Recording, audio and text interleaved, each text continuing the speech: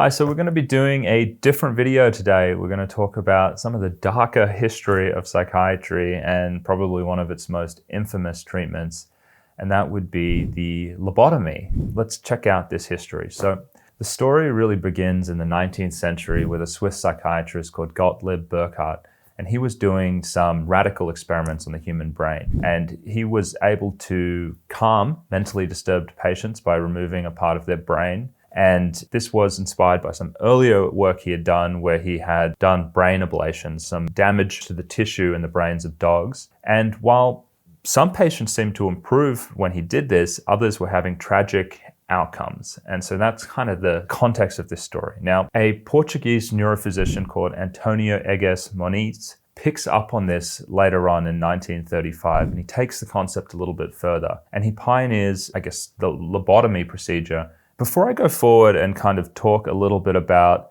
how this technique really flourishes and blooms in America, which is the sad part of this story, it's used a lot more widely in the US, we need to talk a bit about the context, because if you were like me when I first read this, maybe you're thinking, this is crazy. Drilling holes in the skull, removing bits of brain. How could this ever be seen as something that could be helpful? And so back then, when we're talking about the 19th century, this is the years of the asylum. So, there's no antipsychotic medications prior to then. If you wanted to sedate someone, you pretty much just did it with opiates, and that had a whole range of problems. But a lot of people were just left to kind of wither away in these asylums. And so if someone was really distressed, really psychotic, having a lot of problems, a lot of outbursts and aggression, removing a piece of the brain seemed to calm them down enough for them to go home. I think if that helped 1 in 3 people or something like that, I guess at the time, they thought, okay, that's reasonable to get the person out of the asylum. That's the context in which all of this takes place. Now, let's get back and let's talk about what happened in the US later on. So back in the US, there's an American neurologist called Walter Friedman,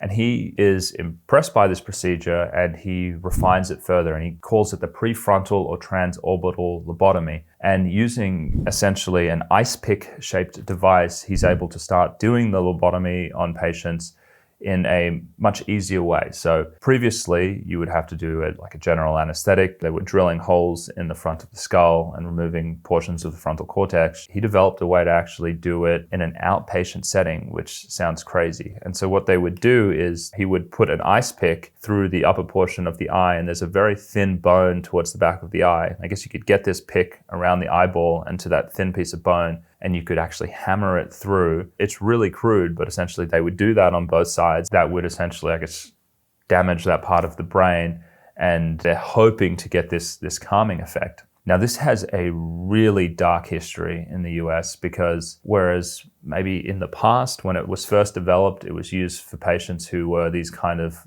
goners in the asylum, left behind to kind of wither and die there, this becomes a more popular procedure. And so we end up with stories like the one of Rosemary Kennedy, which is the most well-known one, who the sister of John F. Kennedy ends up getting a lobotomy. And I believe she had some learning disabilities and she was having some behavioral problems. And so when she was quite young, either in her teens or her early 20s, her father brings her to Walter Friedman without her mother's consent, and she's given a lobotomy. Now, this lobotomy fails completely, and she was injured for the rest of her life. She never was able to speak again after she got it. She ended up living in an asylum, essentially getting fully cared for, and this is a huge family secret, and I think it came out many years later after JFK's father passed away. Obviously, really understandable. What an absolute tragedy for something like this to happen. This wasn't someone who was a goner in an asylum. This was someone who maybe was having some disruptive behavior.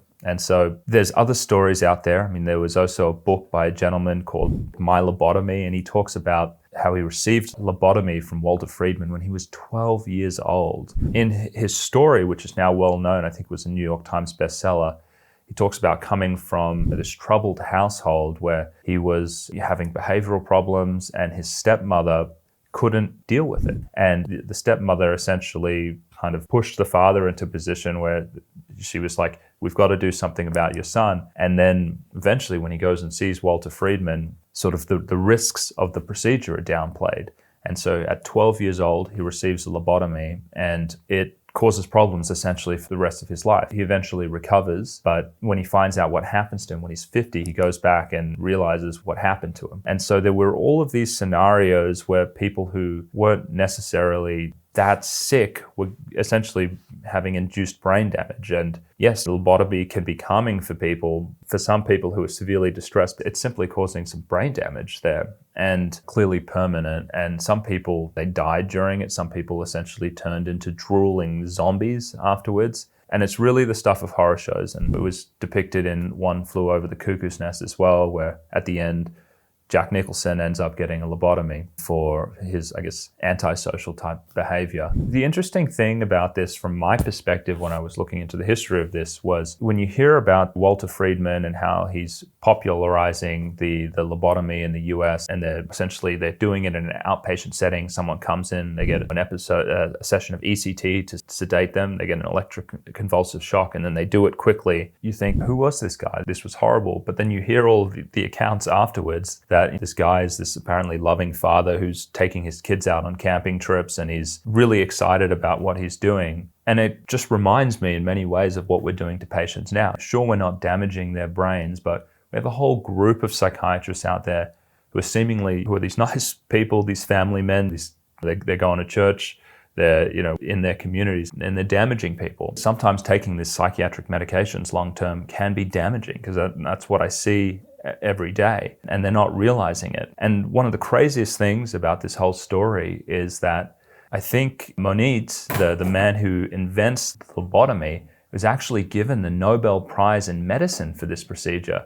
So it's very hard to say, sure, Walter Friedman was taking that procedure and kind of pushing it further, but this wasn't something that was completely crazy. It wasn't something that was really seen as this outlying thing in the medical community. I mean, someone was legitimately given a Nobel Prize for it, but yeah, he started doing it on more people in a different way, which eventually, it was really bad. And so I always think it's interesting to look back at the history of psychiatry and see just how carried away doctors have gotten with some of these procedures and how harmful they've been. And I think as psychiatrists, sometimes we can have a bit of arrogance and hubris about our current treatments and think we know everything, this is the right way to do things, these meds are the way we should be treating people. But if you just look 100 years ago, there were other treatments that we were overusing at that time that were really harming people. So I hope you enjoyed this slightly different video on this channel where we kind of go into some of the darker history of psychiatry. And so thanks for watching.